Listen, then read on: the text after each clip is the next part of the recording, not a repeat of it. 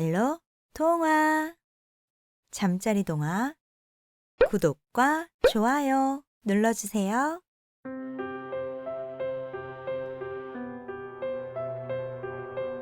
안녕하세요 어린이 여러분, 헬로 동화예요. 오늘은 우리 친구들에게 전래 동화를 들려줄게요. 옛날부터 전해 내려오는 재미있는 이야기, 전래 동화 들으러 출발! 첫 번째 이야기, 머리 9 달린 괴물. 옛날 어느 땅속 나라에 머리가 9 달린 괴물이 살고 있었어요.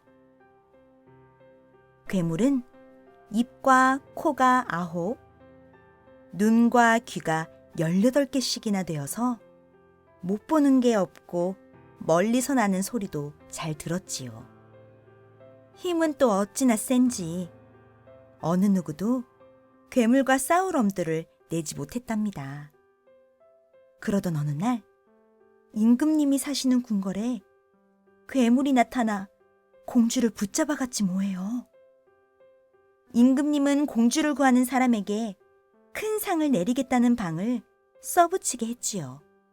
그러던 어느 날 한 젊은이가 임금님을 찾아와 말했어요. 제가 괴물을 물리치고 공주님을 구해오겠습니다. 그렇게 해준다면 그대를 공주와 혼인시켜 주겠노라. 이렇게 해서 젊은이는 임금님의 무사 3명과 함께 괴물을 찾아 산속으로 들어갔지요. 한참 동안을 헤매던 젊은이가 너무 지쳐 쉬고 있을 때였어요. 꿈속에 길고 흰 수염을 한 노인이 나타나 말했어요. 나는 산신령이니라. 건너편 산속에 이상하게 생긴 바위가 있을 테니 그 바위 밑으로 가보거라. 잠에서 깬 젊은이가 산신령이 가르쳐준 곳으로 가보자 정말로 이상한 모양을 한 바위가 있는 게 아니겠어요? 젊은이와 새 무사는 힘을 합해 바위를 드러냈어요. 영차! 영차! 그러자 놀랍게도 땅속 세상으로 들어가는 구멍이 나타났지요. 제가 저 밑으로 내려가 보겠습니다. 젊은이는 새끼줄 끝에 매달린 광주리를 타고 아래로 내려갔어요. 땅 밑 세상에 다다른 젊은이는 깜짝 놀랐지요. 들판에는 아름다운 꽃들이 다투어 피어 있고 으리으리한 집들이 줄줄이 서 있었거든요. 젊은이는 우물 곁에 서 있는 커다란 버드나무 위에 올라가 주위를 살폈어요. 그때 아름다운 아가씨가 우물에 물을 길러 오는 게 아니겠어요? 그 아가씨는 바로 공주였지요. 젊은이는 버드나무 잎을 물동이 위에 떨어뜨렸어요. 아니, 당신은 누구세요? 어떻게 이곳에 오셨죠? 공주가 젊은이를 발견하고 깜짝 놀라 물었어요. 전 임금님의 명을 받고 공주님을 구하러 온 사람입니다. 어떻게 하면 괴물을 없앨 수 있나요? 괴물은 외출 중이어서 사흘 후에나 돌아온답니다. 공주는 이렇게 말하고 젊은이를 자신이 사는 곳으로 안내했어요. 집에 다다른 공주가 이상한 뿌리를 주며 말했어요. 이 뿌리를 사흘 동안 드시면 힘이 세질 거예요. 괴물도 이 뿌리를 먹고 힘을 쓰니까요. 젊은이는 공주가 준 뿌리를 하루에 한 뿌리씩 받아 먹었어요. 그러자 신기하게도 몸에서 힘이 솟구쳤지요. 커다란 바위도 공깃돌 가지고 놀듯 하게 된 거예요. 이제 괴물과 싸워도 이길 수 있을 거예요. 그리고 마침내 사흘째 날이 되었어요. 밖에서 쿵, 쿵 땅 울리는 소리가 나더니 괴물이 나타났어요. 괴물아, 내 칼을 받아라. 젊은이는 칼을 빼들고 괴물에게 달려들었어요. 하룻강아지 범무서운 줄 모른다더니. 괴물도 물러서지 않고 9개나 되는 머리를 움직이며 젊은이에게 칼을 휘둘렀지요. 칼과 칼이 부딪히는 싸움은 쉽게 끝나지 않았어요. 젊은이와 괴물은 동시에 공중으로 뛰어올라 싸움을 계속했어요. 얼마나 높이 뛰어올랐는지 모습은 보이지 않고 싸우는 소리만 들렸지요. 얼마 후 괴물은 젊은이의 칼에 머리가 잘려 하나 둘씩 땅 아래로 떨어졌어요. 공주는 그때마다 괴물 목에 재를 뿌려 붙지 못하게 했지요. 그렇게 목이 하나씩 떨어져 9개가 되고 마지막에는 몸뚱이가 쿵 소리를 내며 떨어졌어요. 젊은이가 괴물을 물리친 거예요. 괴물을 물리친 젊은이는 갇힌 사람들을 모두 구해내고 공주와 함께 궁궐로 돌아왔어요. 그 후 젊은이는 공주와 결혼해 오래오래 행복하게 잘 살았답니다. 두 번째 동화, 춤추는 생쥐. 옛날 어느 마을에 큰 부자가 살았어요. 부자의 집은 대궐같이 으리으리하고 곳간에는 쌀이 가득했지요. 곳간에 먹을 것이 많다 보니 생쥐도 바글거렸어요. 생쥐들은 곡식도 야금야금 먹어치우고 돗자리며 가마니도 닥치는 대로 갈가댔어요. 화가 난 하인들은 쥐덫을 놓기로 했지요. 어느 날 하인들이 쥐덫 놓는 걸 본 부자가 말했어요.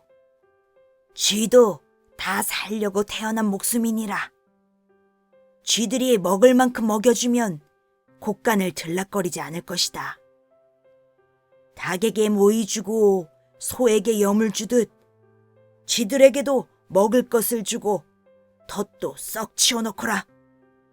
그리하여 하인들은 쥐덫을 몽땅 걷어들이고 매일매일 쥐 먹이도 주어야 했지요. 그러던 어느 날 생쥐들이 줄지어 춤을 추면서 문턱을 넘어가는 게 아니겠어요? 이 신기한 광경을 보느라 하인들뿐만 아니라 부자도 대문을 나섰지요. 그 모습을 본 마을 사람들도 뒤를 따랐어요. 그때 우지끈 요란한 소리가 나더니 부잣집이 폭삭 내려앉아 버리지 뭐겠어요. 너희들이 은혜를 갚은 게로구나. 부자는 생쥐들이 은혜를 갚으려고 부자와 하인들을 집 밖으로 나오게 한 걸 알고 크게 고마워했답니다. 세 번째 동화, 떡시루 잡기 내기. 옛날에 호랑이와 두꺼비가 시루떡을 만들어 먹기로 했어. 그래서 똑같이 쌀을 한 바가지씩 가져와서는 가루를 내고 팥으로 고무를 만들었지. 그런 다음 떡시루에 쌀 한 켜 놓고 팥 한 켜 놓고 쌀 한 켜, 팥 한 켜 사이좋게 콧노래를 부르며 시루떡 만들 준비를 했지.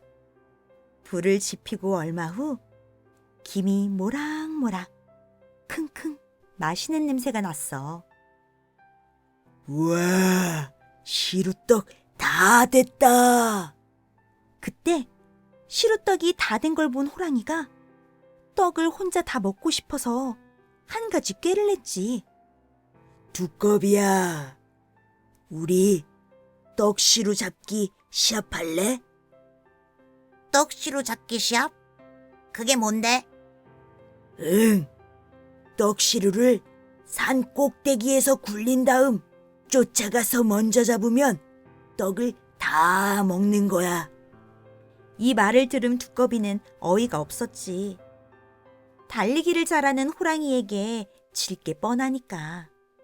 두꺼비가 아무 말도 못하자 호랑이는 떡시루를 들고 산 꼭대기로 올라갔지. 산 꼭대기에 오른 호랑이는 떡시루를 산 아래로 힘껏 굴렸어. 두꺼봐, 나 먼저 내려간다. 신이 난 호랑이는 재빠르게 뛰어내려갔지. 그런데 떡시루가 덜컹덜컹 대굴대굴 굴러가면서 떡이 조금씩 떨어져 나오는 거야. 호랑이는 그런 줄도 모르고 열심히 달리기만 했지. 두꺼비는 떨어진 떡을 바가지에 주워 담으면서 떡을 맛있게 먹으면서 내려가고 말이야. 한참 후에 떡시루를 잡은 호랑이는 떡시루가 텅 빈 곳을 보고는 씩씩거렸지. 떡시루에 있던 떡이 다 어디로 갔지? 그때 두꺼비가 나타나 호랑이에게 말했어. 호랑이야, 배고프지? 이 팥고물이라도 먹을래? 너나 실컷 다 먹어라. 호랑이는 잔뜩 화가 나 팥고물을 두꺼비 등에 확 끼얹고는 발로 쾅쾅 밟아댔지. 그때부터 두꺼비의 등이 울퉁불퉁하게 되었대. 네 번째 이야기. 훈장님을 밖으로 나가게 한 이야기. 옛날 서당에서 글을 가르치는 훈장님이 아이들을 불러놓고 말했어요. 얘들아, 방 안에 있는 나를 밖으로 나가게 하면 상을 주마. 대신 내 스스로 나가게 해야 한다. 정말이죠, 훈장님? 아이들은 신이 나서 훈장님을 어떻게 밖으로 나오시게 할까? 이런저런 꾀를 냈어요. 얼마 후 한 아이가 훈장님께 소리쳤어요. 훈장님, 밖에 친구분이 오셨습니다. 하지만 훈장님은 모르는 척 시치미를 뗐어요. 그럼 안으로 드시라 해라. 다음번 아이가 또 소리쳤어요. 훈장님, 서당에 불이 났어요. 어서 피하세요. 어허, 허둥댈 것 없다. 훈장님, 하늘에서 엽전이 비처럼 쏟아져요. 그럼 얼른 주워서 어머니께 갖다 드리거라. 서당 아이들이 어떤 말을 해도 훈장님은 공부방에서 한 발자국도 꼼짝하지 않았지요. 얼마 후 한 아이가 훈장님께 말했어요. 훈장님을 밖으로 나가시게 하는 것은 너무 어렵습니다. 하지만 밖에 계신 훈장님을 방 안으로 들어오시게 할 수는 있습니다. 그래? 그렇다면 나를 방으로 들어오게 해봐라. 훈장님은 자리에서 일어나더니 밖으로 나갔어요.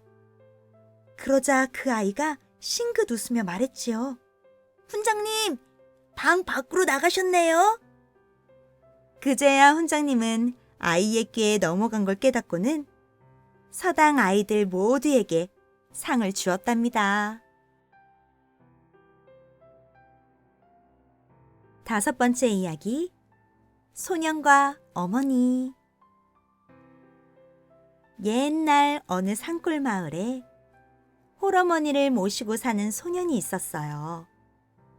그런데 그 나라에는 부모가 늙으면 산에 버리는 나쁜 풍습이 있었답니다. 그래서 소년도 어머니를 산에 버릴 수밖에 없었지요.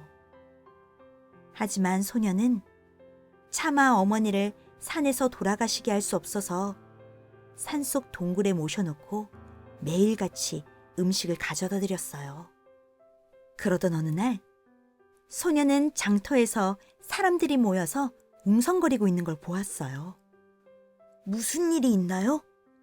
중국 사신이 우리나라에 3가지 어려운 문제를 냈단다. 문제를 풀지 못하면 큰일이 날 거라는구나. 그날 저녁 소년은 걱정스러운 얼굴로 음식을 들고 어머니를 찾아갔어요. 어머니가 아들의 걱정스러운 얼굴을 보고 물었지요. 얘야, 얼굴에 근심이 가득하니 무슨 일이냐? 내가 목구멍으로 밥이 넘어가질 않는구나.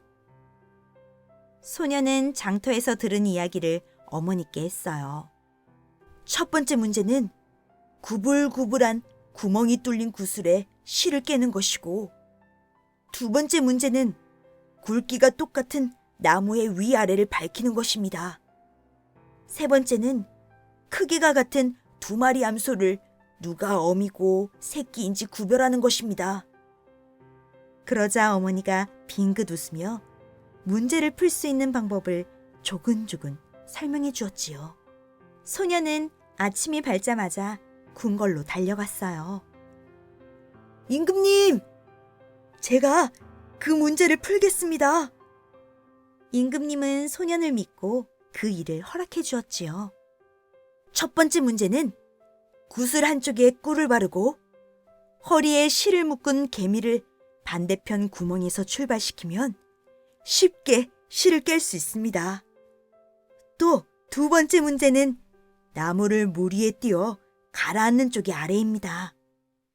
세 번째 문제는 두 암소 앞에 먹이를 놓았을 때 나중에 먹는 소가 어미입니다. 짐승도 새끼를 생각하는 마음은 사람과 똑같으니까요. 소년이 문제를 척척 풀자 중국 사신은 얼굴이 빨개져 돌아가고 말았지요. 임금님이 한박 웃음을 지으며 소년에게 물었어요. 네 소원이 무엇이냐? 어서 말해보거라. 문제를 푼 사람은 제가 아니라 늙으신 어머니입니다. 그러니 어머니와 함께 살 수 있도록 허락해 주십시오. 허허허, 지혜롭기만 한 줄 알았더니 효성도 지극하도다.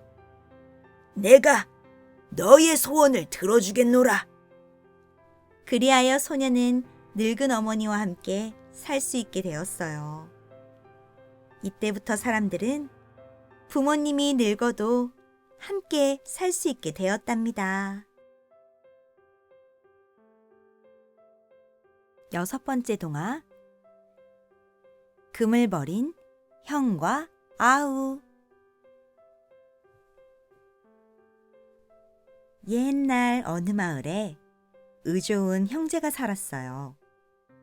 어느 날 형제가 강을 건너게 되었는데 강바닥 얕은 곳에 번쩍번쩍 빛나는 금 두덩이가 떨어져 있는 것이 아니겠어요? 형님, 금덩이에요. 우리 둘이 나눠 가집시다. 형과 아우는 금덩이를 사이좋게 나눠 가졌지요. 그런데 다리 중간쯤 건넜을 때 아우가 갑자기 금덩이를 강물에 버리는 게 아니겠어요? 아니, 왜 금덩이를 버리는 것이냐? 형이 놀라서 물어보자 아우가 대답했지요. 저는 늘 형님을 믿고 좋아했습니다. 그런데 형님께 금덩이 하나를 드리고 나자 자꾸만 아깝다는 생각이 들고 형님이 미워지기 시작하는 겁니다. 금덩이 하나 때문에 형님을 잃을 순 없어서 금덩이를 버린 것입니다. 이 말을 들은 형은 곰곰이 생각하더니 자기 금덩이도 강물에 던져버렸어요. 그 후 형제의 우애는 더욱 깊어졌답니다. 사랑하는 헬로동화 친구들, 전래동화 잘 들었나요? 옛날부터 입에서 입으로 전해 내려오는 전래동화는 언제 들어도 재미있고 유익한 이야기들이 가득해요. 오늘도 잘 자요. 코.